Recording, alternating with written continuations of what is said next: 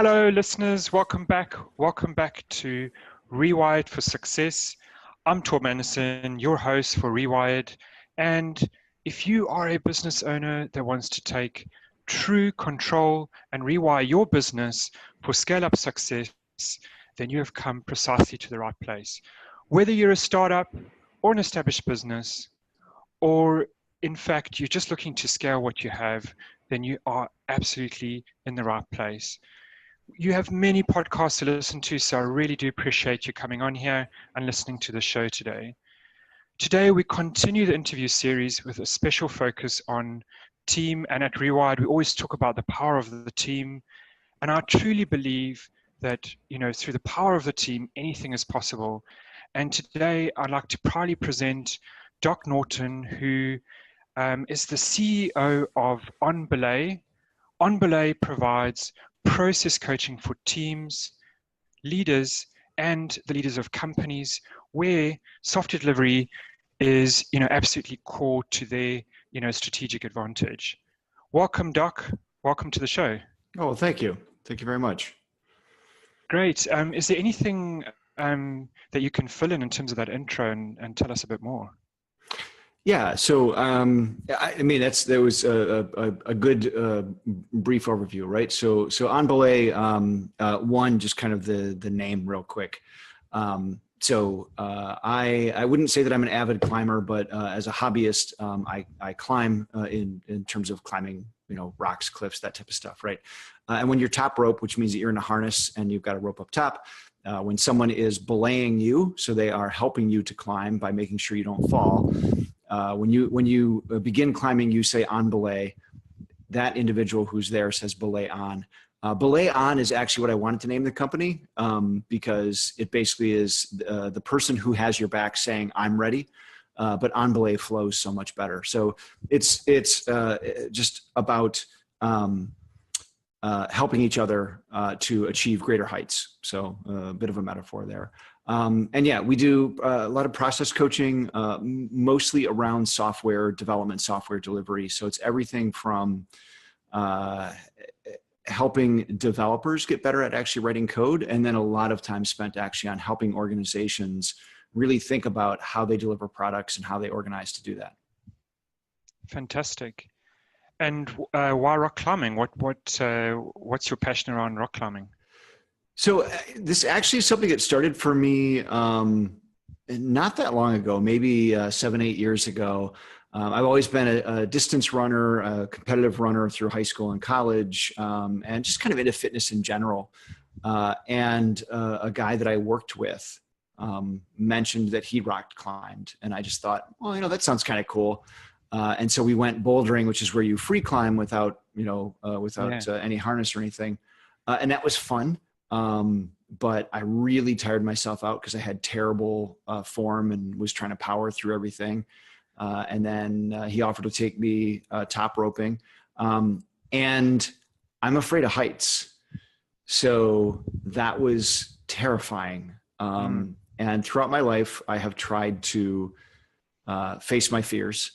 And, that helps to overcome them, at least learn how to deal with them. And so for a couple of years, I got into rock climbing pretty steadily. And the last couple of years, it's been difficult to find venues just because of where I live and seasonality and whatnot. But and now my entire family's into it. My grandson rock climbs. My daughter, his mother, rock climbs. So it all kind of started from that, 7 years ago, 8 years ago. So. That's great. I love it. I love it. How do you, I'm curious how you bring that passion into your business. Can you tell us more about that? Yeah, well, so I've been very deliberate about, I do things that I really care about, right? So, I was a software developer because I was good at it, and it was fun to solve hard problems and to build things that solved problems for businesses. And over time, I began to see that there's a lot of challenges, and a lot of that has to do with the way that organizations are run, the way that they're led, the way that technology is kind of thought of as part of the whole sort of picture. And I care about people enjoying their work. So I just kind of took these things and melded them together. How can I help make the work of building software not only more enjoyable, but more productive? And because it's stuff that I care about, it's really easy to actually bring that passion to work every day. Fantastic. And tell us more about how that works in what you do and what you focused on with your customers. So, I've been doing this for quite a while in terms of this being software development. And then maybe the second aspect of this being management leadership type stuff. So software development, I've been in it for 30 years. I've been a manager in one form or another for probably 27 of those years. I started my own company very young, 22 years old, ran that for almost 15 years before we sold it. And so when I go into clients now, oftentimes I'm brought in to do one thing and I end up doing multiple. So I might get brought in because, hey, this development team isn't working very well. We'd like them to go faster. And a lot of times, yes, we can help with that. But, the real problem here, or let me rephrase it, a more pressing problem here is your organization is structured in such a way that you're going to have high inefficiencies no matter what you do. So let's talk about how we might reorganize the entire environment, or let's talk about the policies and procedures you have that are actually necessitating these bad behaviors you'd like us to drive out of the system. So I'm everywhere from hands-on keys, how do you write good code, to how do you actually structure the organization and lead well through that change. Great. Yeah, I love it.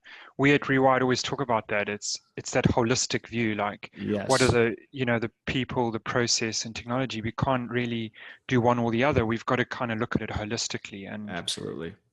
And I'm curious how you bring that to sort of, larger organizations versus sort of smaller businesses. So it's a great question. I have two types of clients, basically. I mean, maybe there's more, but they kind of get divided into a couple of camps. So large organizations, Fortune 5, Fortune 10 size organizations, and then typically slightly later stage startups. So slightly later stage in terms of they've found a market. They've grown. And they're at kind of that inflection point of maybe we have about 100 employees. We've got our third round of funding, and we're ready for explosive growth.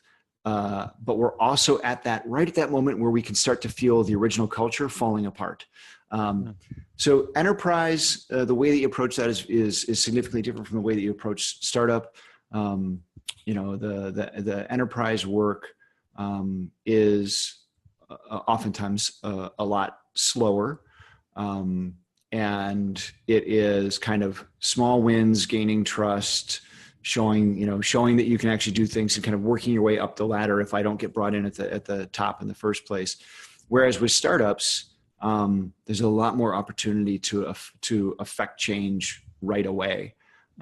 In either case, I'm always looking at what's the system that people are operating in, and that's everything. How do we fund? What are our mental models around how work gets organized? What is the architecture of the system that we're trying to produce, contrasted against the organizational structure that's producing it, right? And kind of bringing all of these things together. What behaviors are we rewarding implicitly or explicitly? What type of leadership style is there, et cetera? Because all of that comes into play around being able to be effective. I don't talk a whole lot about being efficient. I talk about being effective. You can do things at low cost, high speed, and they're not very valuable. That's being efficient, but not effective. I try to help organizations become effective, have the impact you want to have. Great. Yeah. So if we said that was the sort of opportunity to think strategically and think ahead, is that the kind of thing you're talking about? Yes, to some extent, right? But it's interesting enough. It's contrasted with software. For the most part, we've solved the simple problems. Mm, So when I first started writing software professionally, we were writing accounting systems, we were writing docketing systems for law firms, right? These are very kind of known processes that were repeatable, that had been systematized over time, and they were relatively simple. They may have required people to have specialized skills, be able to analyze things, but they're relatively simple, right? mm. Today, what we're building for the most part is we're inventing new stuff. We've got a general idea, but it's a niche market or it's a brand new concept. We don't really know where it's going to go, so it's much more emergent. And so you both have to have that very strategic mindset in terms of, where do we think we're going? Kind of what's the flag off in the distance? But you've also got to recognize that what you're doing is not predictable and not entirely planable. So you've got to be thinking about small experiments, quick feedback loops, adjusting and adapting as you're moving towards, that end goal. And it may turn out that you learn things that cause that goal to change relatively significantly. Fantastic. Yeah, no, I absolutely I love how you shared that. And I mean, it's that whole thing about continuously moving forward, experimenting, making those mistakes. Mm-hmm. But, a delayed decision is worse, than no decision at all quite often. And just moving forward always is the right thing, isn't it? Yeah, it is. So when we talk about delayed decisions versus near-term decisions, one of the things we want to take a look at is I'm going to call it real options theory. That's kind of the name that it goes under. That's a little bit of a loaded term, just because there is actually a real options thing in stock finance, and then there's real options theory. With real options theory, what we're looking at is for every decision that we have to make, there are certain points at which options expire for us. And part of the real trick becomes recognizing what those options are and when they expire. So we want to make the decision as late as possible, but not too late.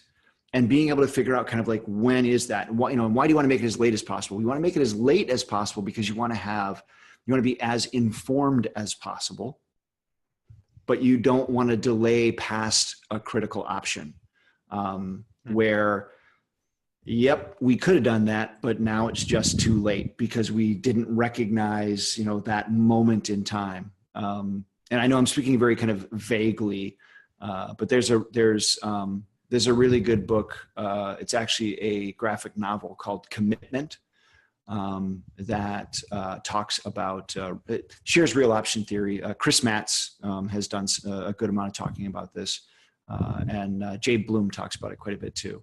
It's a very interesting way of kind of looking at being strategic and responsive and understanding what the right moment is. Great, I love it. We're going to definitely include that in the show notes. And Yes. I mean, it's that understanding that there's the structure part of teams, and there's a formal part to delivering good value, but there's also creative and almost artistic side to waiting for that most responsible moment to act, the last responsible moment to Mm-hmm. act. And so that's great. Thanks for sharing that. Sure. For our listeners, I like to always talk about the DNA of their businesses and what they need to do to be able to scale. And I'd love, my usual mantra is it's all about sort of, teams, process, and technology. And I wonder if you could share something sort of, on each of those areas that you think would help our listeners. The one thing that you think would, if they did this is, one of the best things they could do to scale up.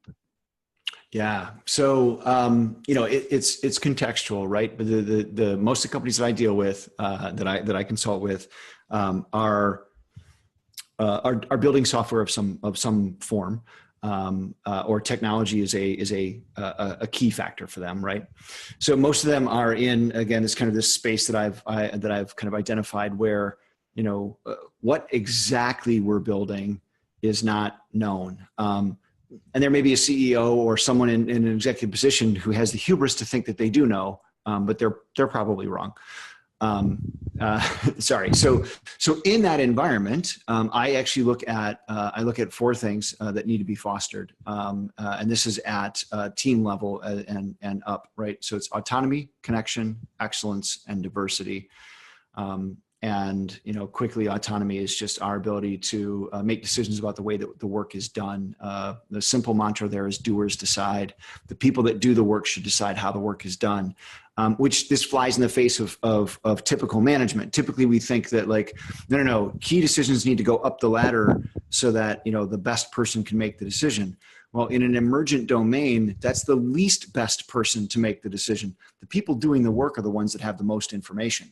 Right. So it really kind of turns things on its head, and we got to think about that. Right. So there's autonomy, connection, understanding what it is the company's doing, what our mission is, what our purpose is. It doesn't have to be altruistic, but it's got to be something that you get jazzed about, and being connected to the people around you, having real empathy for your coworkers. Excellence. It seems like it's self-evident, but really the key to excellence is that one, people have an opportunity to continue to grow and improve. Not necessarily move up the job ladder. I think job ladders are hopefully going to be a thing of the past, but to continue to improve my skills, but also excellence in terms of I can see measurable progress towards an end that we are trying to achieve, right? And then of course diversity is paramount for being able to get different perspectives in there, because again, emergent work. The more perspectives we have, the better chance we have of placing the right bets, running the right kinds of experiments. So as I look at, especially teams, those are four things that we've got to really kind of foster. Great. Yeah. I mean, that is totally, we talk about that whole flatter organization, and, I love what you said around like the corporate ladder being on its way out. I mean, that who doesn't want to be empowered? Who doesn't want to, feel like, they're in an organization that's perhaps a bit flatter, or, like a lot of our listeners who have made that jump to their own businesses, being able to maintain that, as you scale is not wound up in that, that corporate hierarchy, but look at a way that you can, if you like, horizontally scale your business.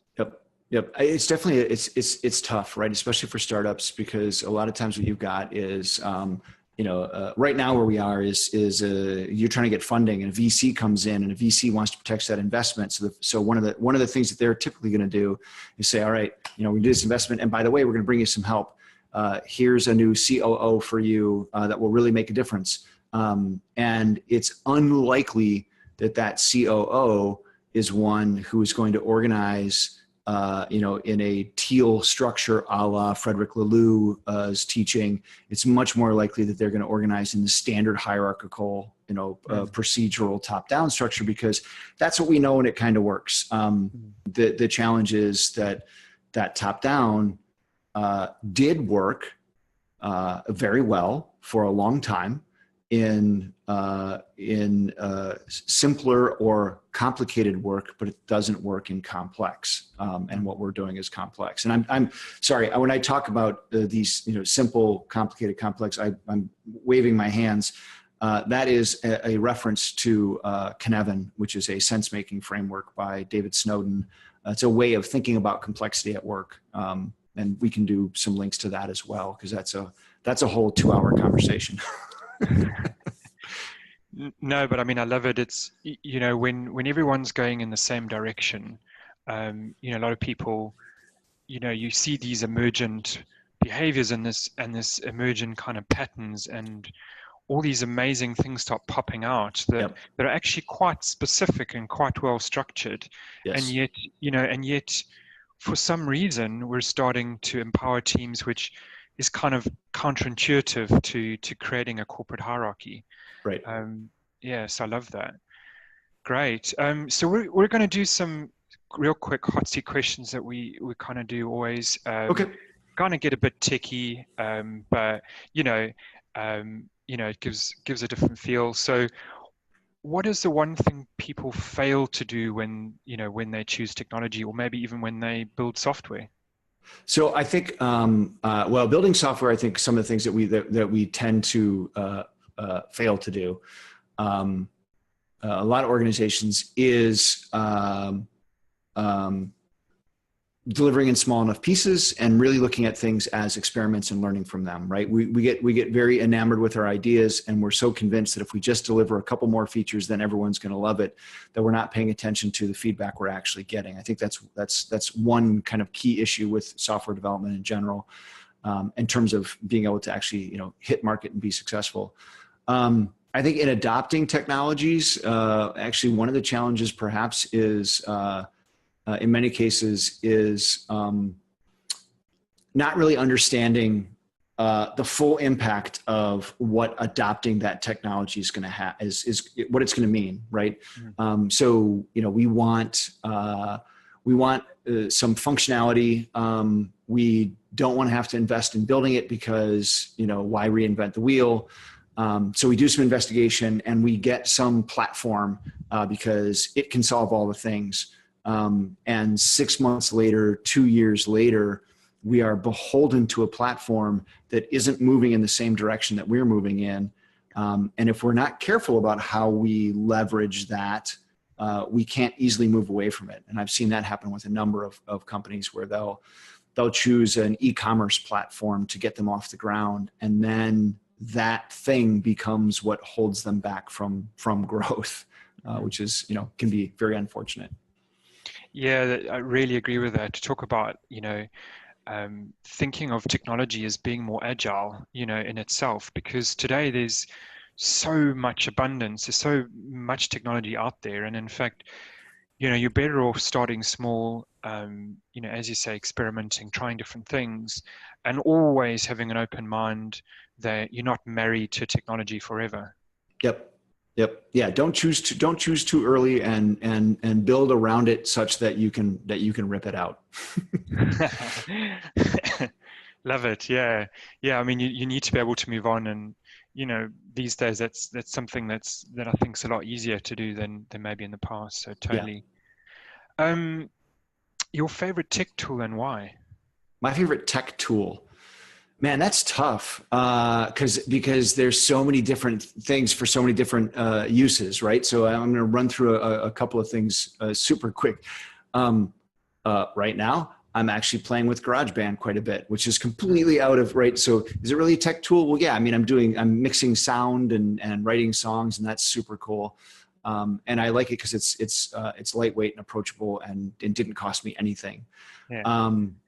I have switched fairly recently from kind of Vim as my go-to editor to Atom. Again, I find it very lightweight, extensible. It just seems to work and doesn't have the bloat that some other IDEs have. So I've been really kind of playing with that and seeing how many different languages it can support, et cetera. Yeah, and then on the process side, I just recently was reintroduced to Airtable. And jury's still out. I'm not trying to advertise anything here, right? But it's been fun to play with, and I see some real potential in that tool. It'll be interesting to see where it goes. It's not your typical project management tool. So interesting. Yeah, we'll definitely put that in the notes as well. So cool. And what do you think, at least in your industry or elsewhere, what the next big thing in technology and why? So I'm not even sure that it's the next big thing. I think there's going to be very large growth in fintech, especially around blockchain stuff. It's a lot of buzz right now, but I think that we're going to see a significant difference in the number of jobs that are actually available there. Internet of Things Again, it's been around for a while, so people are like, this guy's not very forward thinking, but it's getting significant traction, and you're actually like, I'm starting to see companies all over the place that are getting into IoT, large behemoth organizations that you would not expect are looking at it, and are actually really leveraging it very strategically. It's interesting to see where some companies that can barely move software through the pipeline in a 6-month cycle. They've got these little skunkworks IoT teams that are delivering stuff in less than a month. So it might even be pushing advancements in software delivery in these large organizations. Wow. Yeah. That's very interesting. Yeah, we're going to be bringing some people on around blockchain and crypto. So I'm looking forward to that in an episode or two. That'd be cool. So Doc, tell us more about your book. Oh yeah. So the book is Escape Velocity. It's a bit of a play on words, but it is about Agile. It is about metrics for Agile teams. Really, it's about metrics for any software team, but they're going to resonate a little bit more with anyone that self-identifies as Agile or Agile-ish. As a book, it was kind of an accident. I was working on something else entirely and was struggling. And I reached out to a few published friends, and Johanna Rothman specifically spent some time with me, and she said, you know what, you're trying too hard, just write and something will happen. And sure enough, she was correct. I just, this book started to just kind of easily happen. So it is honestly one, why velocity as a metric is not very useful. But that's not enough for an entire book. I then go into psychology of metrics, anti-patterns around metrics in general, and then actual valuable metrics that one can use to diagnose root cause problems on teams and help to actually, make software delivery better. And most of this, while my expertise is software delivery, most of what I write about, aside from maybe the very software specific metrics, is applicable to any creative endeavor. Great. I love that. And so how can people get hold of you? What's the best way to reach you? Yeah, I'm Doc on Dev, DOCONDEV, everywhere. All the things whack Doc on Dev. And that's my website. DocOnDev.com is my blog, and how you can get a hold of me. So yeah, it's pretty, I think it's pretty easy. That's probably the best way. The book itself is on LeanPub. So it's leanpub.com/escape velocity. Yeah. Great. Well, thank you so much. I knew this would be an interesting episode, and I knew we'd really connect, even though we've not met before. I've really enjoyed, the things you've been sharing on LinkedIn, etc. So, really appreciate you coming on. Thanks again. Any last thoughts? No, thank you. I really appreciate it. It was fun. I had no idea what direction this conversation was going to go, and it went multiple directions. So that was great. Great. Well, thanks again for coming on to Rewired. Absolutely. So that was Doc Norton. I hope you enjoyed that show. I thoroughly enjoyed the conversation. The world's moved on. We are not in the industrial age anymore, and we've got to think about how we can create, flatter organizations that are empowering, people, empowering teams to really go to the next level, because the world's become global, the world's become agile, and the bottom line is, unless our teams and our technology are agile, then how we're going to keep up with the ever-changing landscape, how are we going to keep up with ever-changing technology. So if you are looking for that next technology vision, and you are needing to kind of scale up your business, then I'd love to hear from you. I'd love to jump on a call. Today's episode was sponsored by Process Street. We use Process Street at Rewired to map out our standard operating procedures and creating all the checklists around that. And it's a fantastic way to really architect the DNA of your company. Thanks again for joining. I'm Torben Anderson. I'm the founder of Rewired, and you've been listening to Rewired for Success. Cheers.